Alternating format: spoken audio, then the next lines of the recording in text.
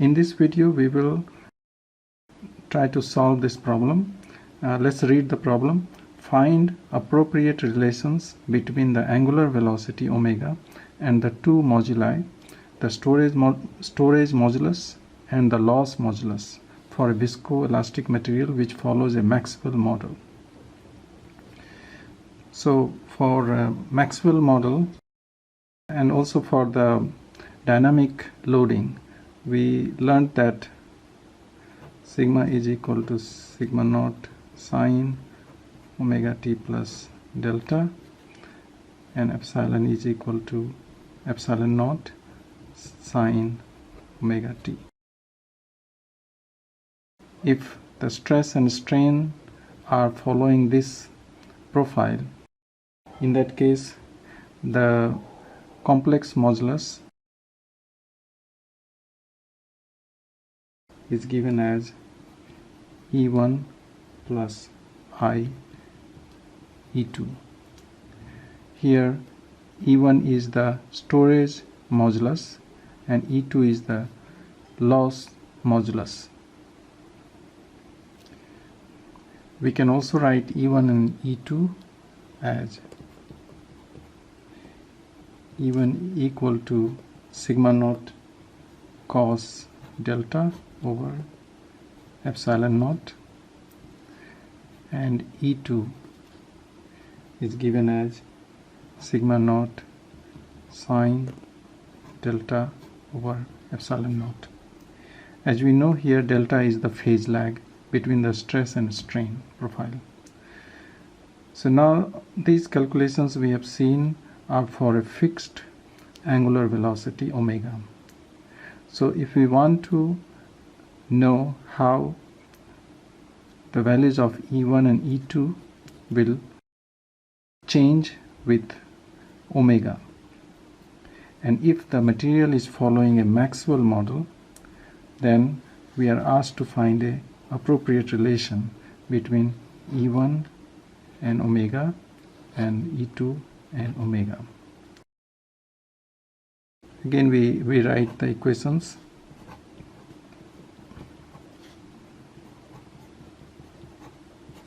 So sigma equal to sigma naught sine omega t plus delta, and epsilon is equal to epsilon naught sine omega t. So this is the actual profile.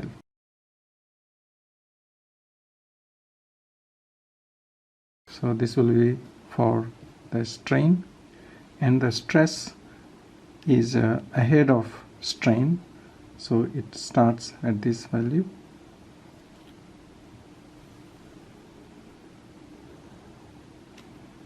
So this is strain profile and this is for stress. Now we also learned in another video module that this kind of harmonic relation can also be written in exponential format, which is given as sigma is equal to sigma naught e to the power I within bracket omega t delta, and epsilon is equal to epsilon naught e to the power I omega t, where I is equal to under root minus 1. So this represents the complex stress and strain. So in this problem we will use exponential equations and not the sine equations. We number these equations, let's say 1, 2, 3, 4. So this is the stress and strain profile for dynamic loading. Now we will write the governing equation for Maxwell model. So as we have learned that Maxwell model is a combination of a spring and a dashpot.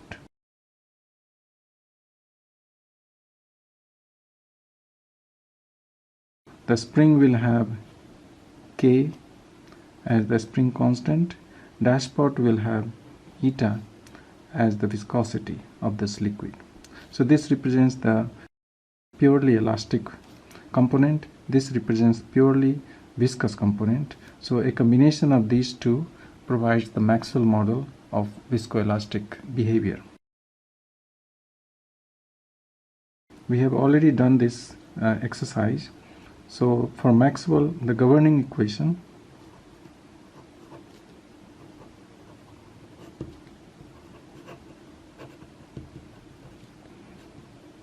for Maxwell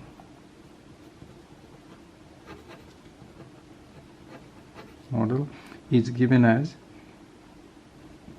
epsilon dot equal to sigma dot over K plus sigma over eta. Here epsilon dot means d epsilon over dt and sigma dot means d sigma over dt. So these are basically rates. So this is strain rate and this is stress rate. So now what we will do is we will substitute these two equations 3 and 4 in equation 5.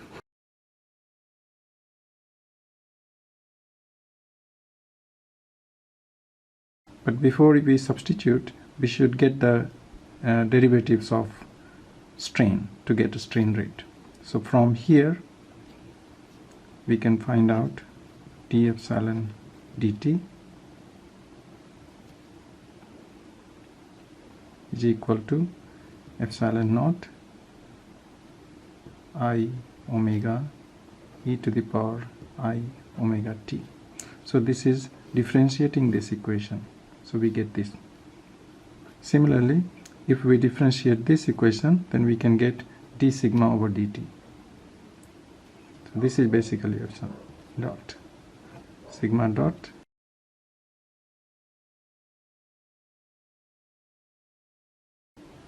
I sigma dot I omega e to the power I omega t plus delta. So differentiating this equation gives us this equation. Differentiating this equation gives us this. Now we will substitute the strain rate, the stress rate in equation 5, and also we will substitute expression for sigma. So we can write epsilon dot I omega e to the power I omega t, that is for this one, this is the expression, is equal to 1 over k, and for sigma naught we will substitute this one, sigma naught I omega e to the power I omega t plus delta plus 1 over eta and sigma. Sigma is given here, sigma naught e to the power I within bracket omega t plus delta. So this is the equation we have got, combining the dynamic loading expression and Maxwell model. So now we will solve this equation, dividing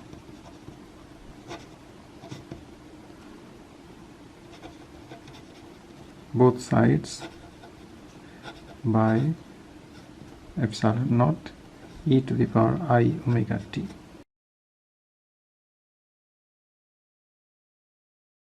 This equation becomes I omega is equal to I omega over k sigma naught e to the power I omega t plus delta over epsilon naught e to the power I omega t.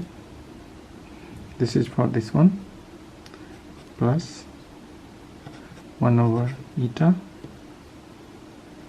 sigma naught e to the power I omega t plus delta over epsilon naught e to the power I omega t. So here this part is complex stress and this part is complex strain. So stress over strain will be given as complex modulus. Similarly, this will be also the same.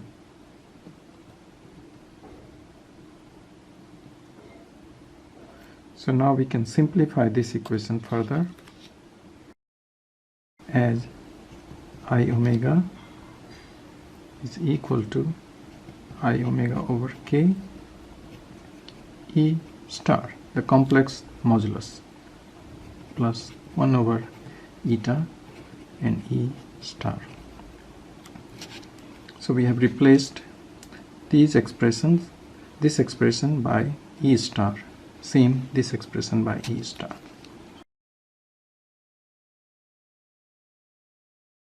So now again we divide both sides by I omega.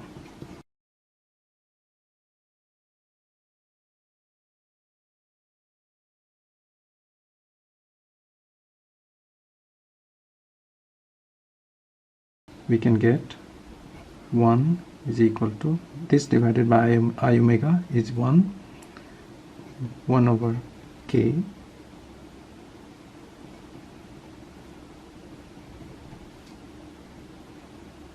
plus 1 over eta I omega E star.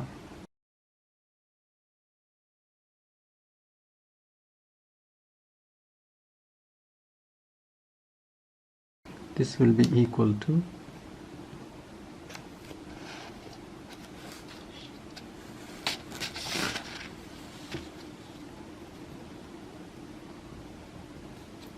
E star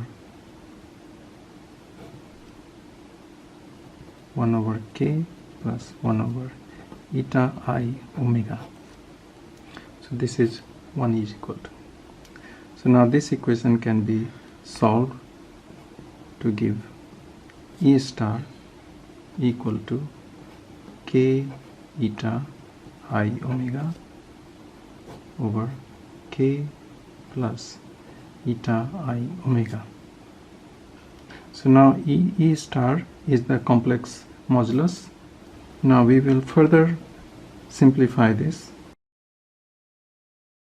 We will multiply k minus eta I omega to the numerator and the denominator. So both sides we will multiply by this.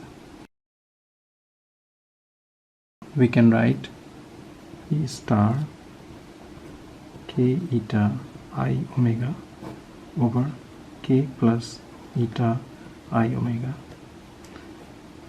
k minus eta I omega, k minus eta I omega. Now this multiplication will be given as, we will follow the formula which is given as a plus b I. So this is a complex number, a minus b I is equal to a square plus b square. So this is the formula we will use for this one. So we can write E star as equal to, so we can write here k square eta I omega minus, multiplying this by this, k eta square omega I square. over omega square eta square plus k square. This is for the denominator. So now here I square is given as is equal to -1. E star can be given as this plus this one.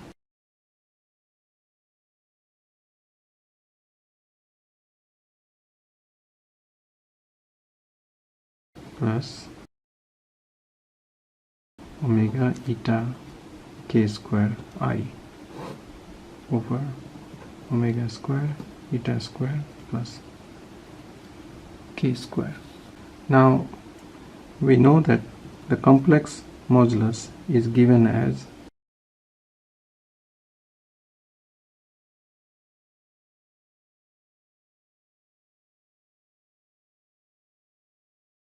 let's expand this one.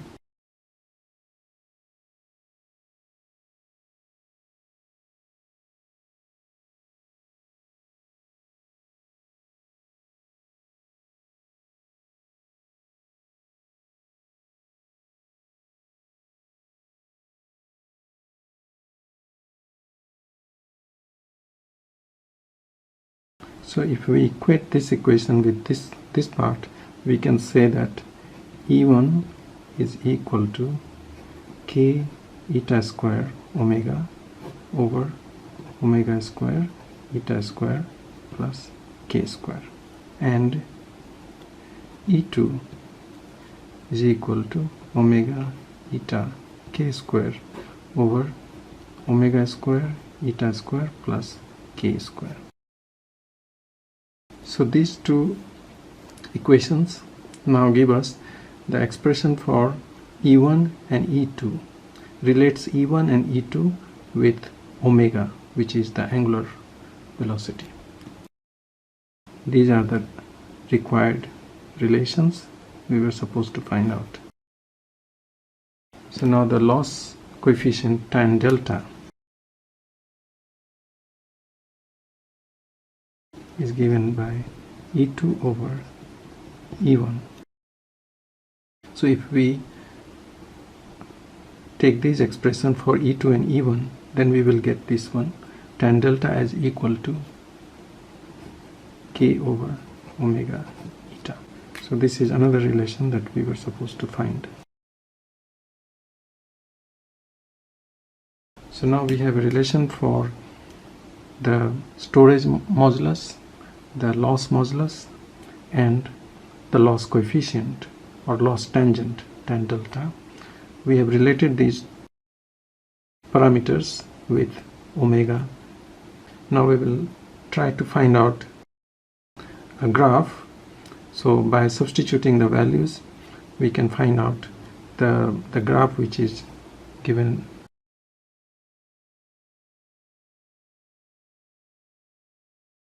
So as we have seen, this is E1, E2, and the loss modulus.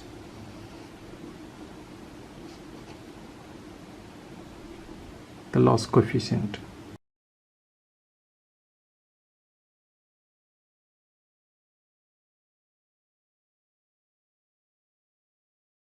Now in the second part of this problem, we have to find out the relation in graphical form. So if a polymer is modeled by Maxwell model with the spring constant of 1.1 giganewton per meter square and the dashpot viscosity of 0.15 giganewton second per meter square, plot the curves of storage modulus E1, loss modulus E2, and the loss tangent as functions of logarithm of angular velocity omega. So just now we have found the relations of E1, E2, and tan delta. We have related these terms with angular velocity. So now we have got the spring constant K. K is known. eta is known, and we will select different values of angular velocity omega, and we will try to plot these curves. So now using these equations and these data, you can prepare an Excel data sheet and create the data for different values of omega. You can create E1, E2 and tan delta, which is given by E2 over E1. So for example, we can take some values of omega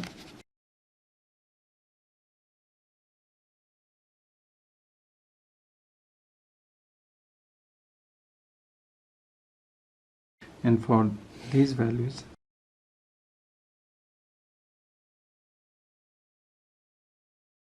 we should calculate these data using the equations just now we have developed. So once we have got this data, then we can plot the curves. So I have done a plotting of this curve here. I have calculated E1, E2 and tan delta for log of omega. So here we are plotting this in logarithm graph. So this is a linear and this is logarithm. So here let me show you how I have done this in Excel.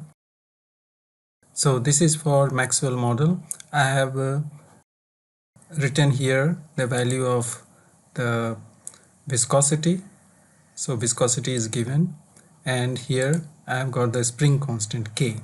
Now I have made several columns. So one column is for omega, which is angle per second, then column for E1, E2 and tan delta. Now for omega I have written down several values here. So starting with 0.1 and going to 1000, because we want to see the values of omega in several orders of magnitude. So we have varied it from 0.1 to 1000. Now for each value of omega we will calculate E. So here I have written down this equation.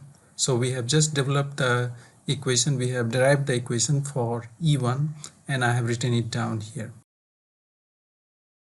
If we do the calculation, it's almost 0, although it's not exactly 0, because if you increase the number of digits, then you can see there is some value. So I have just reduced the number of digits, so it shows 0, but actually it is not exactly 0.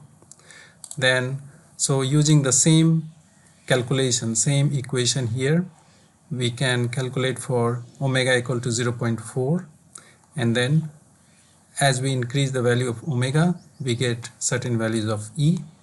Now for E2 we have used different equation. So just now we have derived the equation for E2, so this is the equation. So now using again same value of omega we can find out E2, and for tan delta we will just take a ratio, okay, E2 over E1.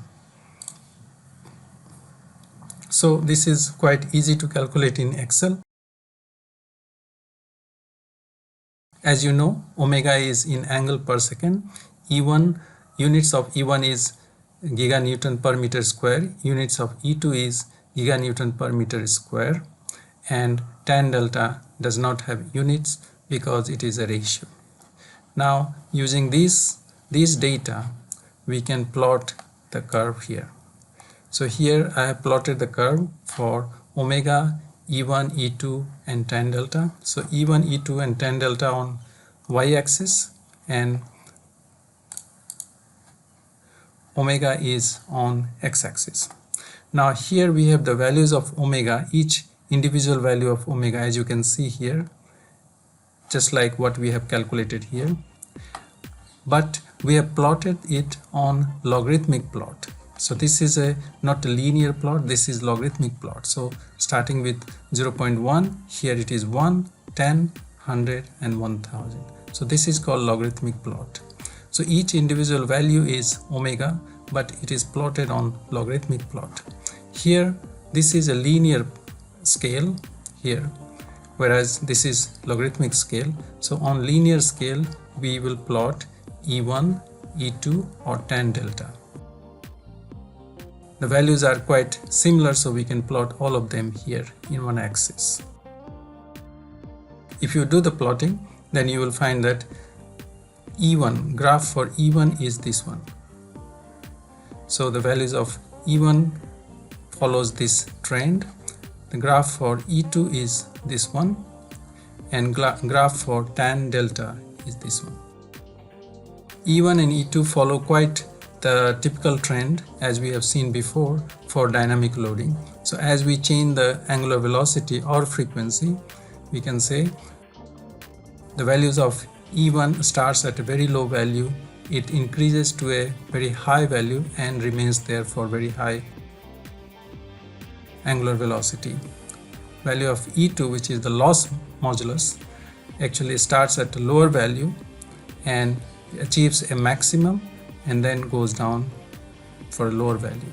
So for very high frequency or very high angular velocity, we can say that loss modulus is very less compared to the storage modulus. So that means the polymer will behave more like elastic material than viscoelastic material. Now for tan delta, we find that for Maxwell model, actually it follows this trend starting at very high value and goes to low value. But normally we have seen that some typical behavior of tan delta is starting at low value, going to a maximum and then coming to a lower value. So for Maxwell, we do not find that trend. So depending upon what model we use, the behavior may not be exactly as we expect.